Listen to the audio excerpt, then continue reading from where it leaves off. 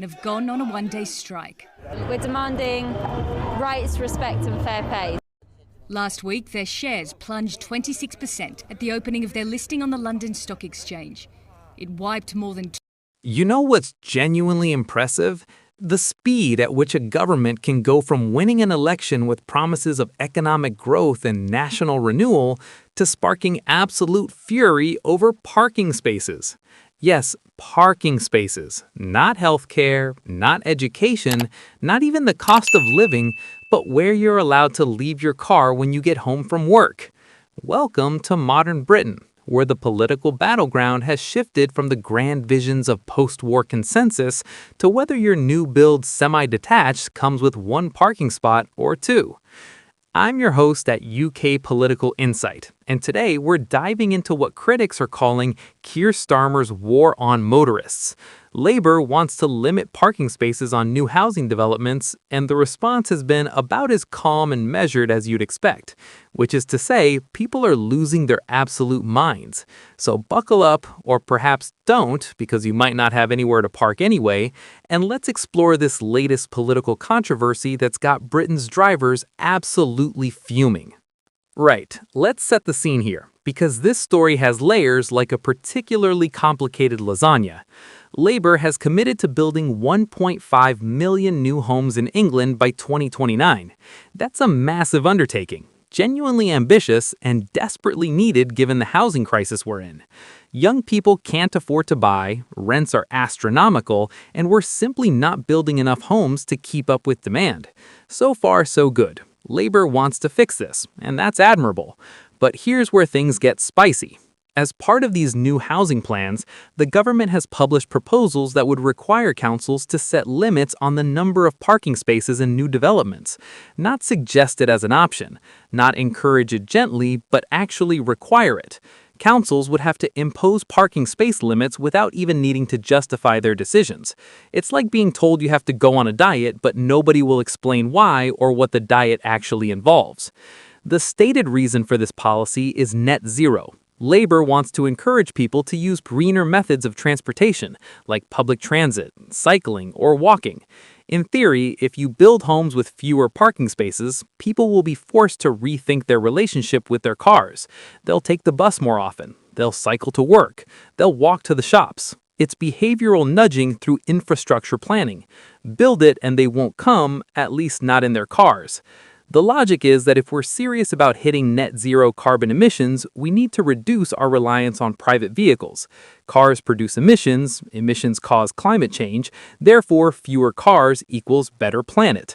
It's simple environmental mathematics, except when you factor in the small detail of how people actually live their lives. Now, before we go any further, let's acknowledge something important.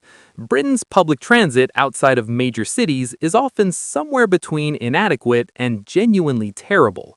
If you live in London, sure, you've got the tube, buses every few minutes, trains connecting you to the suburbs. You can absolutely live without a car in London. But if you live in rural Shropshire or a small town in Lancashire, or basically anywhere that isn't a major metropolitan area, public transit might mean one bus every 2 hours that stops running at 6 in the evening. Cycling is great until it's raining, which in Britain is roughly 80% of the time, or you need to transport anything larger than a backpack, or you have young children, or you're elderly, or you have mobility issues. Walking works for short distances, but Britain isn't exactly designed with pedestrians in mind outside of city centers. So when Labour says they want to encourage greener transportation by limiting parking spaces, what many people hear is, we're going to make your life significantly more difficult without actually improving the alternatives. This is where the criticism gets really interesting, because it's coming from multiple angles. First, you've got the practical concerns. If you build new housing developments with insufficient parking spaces, where exactly are people supposed to put their cars? Because they will have cars, whether the government wants them to or not. Most households in Britain own at least one vehicle because for most people it's not a luxury, it's a necessity. You need it to get to work, to do the weekly shop, to take kids to school, to visit family. If the new house you've just bought only has one parking space but you're a two-car household, what happens to the second car? It ends up on the street. And if everyone in the development is in the same situation, you've got streets absolutely clogged with parked vehicles, making them narrower, more dangerous, and significantly less pleasant to live on. Brian Gregory from the Alliance of British Drivers has called this a continuation of Labour's intensifying war on road users. And while that language is deliberately inflammatory, it taps into genuine frustration. His point about councils being able to raise more money from parking charges and enforcement is particularly cutting.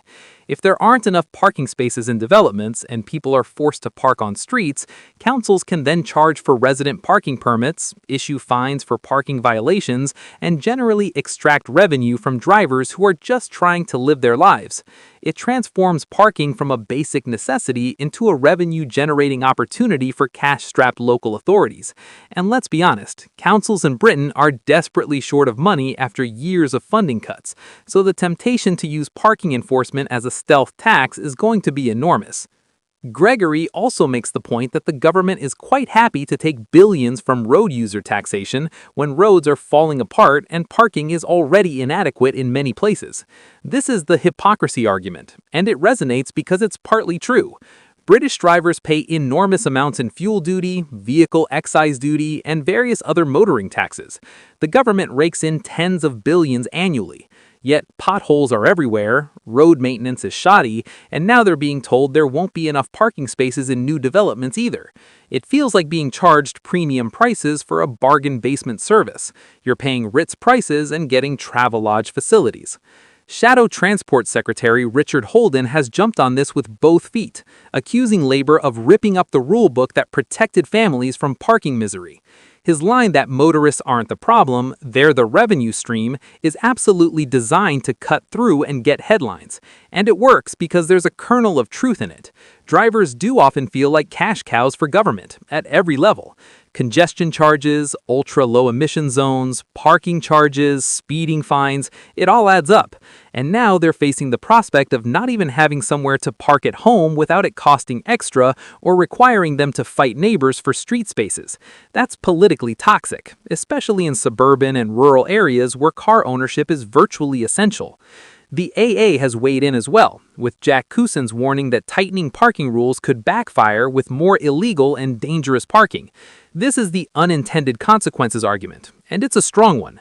Human behavior doesn't change just because planners decree it should.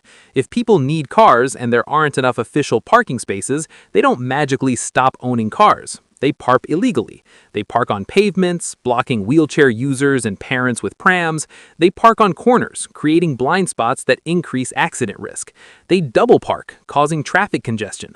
They park in front of driveways, sparking neighborhood disputes. You end up with all the downsides of car ownership concentrated in residential areas without any of the planning that makes it manageable. Did note that he welcomes councils being asked to show flexibility with parking space rules, which suggests the proposals might not be quite as draconian as critics fear. There's potentially some wiggle room for councils to take local circumstances into account. A development in central Manchester with excellent public transit links is very different from a development in rural Cornwall, where the nearest bus stop is a mile away. If councils can apply common sense and adjust parking requirements based on actual local conditions rather than following a one-size-fits-all diktat from Westminster, that would significantly soften the impact of these rules. But here's the thing about councils and flexibility. In practice, many councils will either interpret rules in the strictest possible way because it's easier and less legally risky, or they'll use any discretion they have to minimize parking because it allows them to approve more homes on smaller plots of land, which helps hit housing targets. From a developer's perspective, parking spaces are expensive. They take up land that could be used for more housing units. Every parking space you don't have to build is money saved and potentially another house you can squeeze onto the site.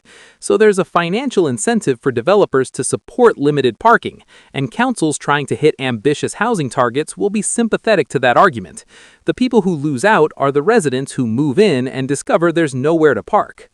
Let's talk about the net zero angle, because this is ostensibly what's driving the policy. Britain has committed to reaching net zero carbon emissions by 2050, and transportation is a significant contributor to emissions. Private cars produce carbon dioxide, and if we're serious about net zero, we need people to drive less. That's just the reality. You can't hit net zero while maintaining or increasing current levels of private vehicle use unless we completely transition to electric vehicles. And even then, there are emissions from manufacturing and electricity generation to consider. So from a pure climate policy perspective, discouraging car use makes sense. The question is how you do it. The approach Labor is taking here is essentially making car ownership more inconvenient by limiting parking availability. This is a stick approach rather than a carrot approach. Instead of making alternatives so attractive that people voluntarily choose them, you make driving so inconvenient that people are forced away from it. The problem is, this only works if the alternatives actually exist and are viable.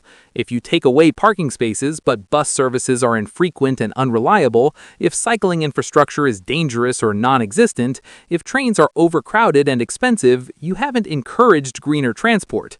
You've just made people's lives harder. They'll still need to get to work, still need to do their shopping, still need to live their lives. They'll find ways to cope, but they'll be angry about it, and that anger will be directed at the government that made things worse without actually improving the alternatives.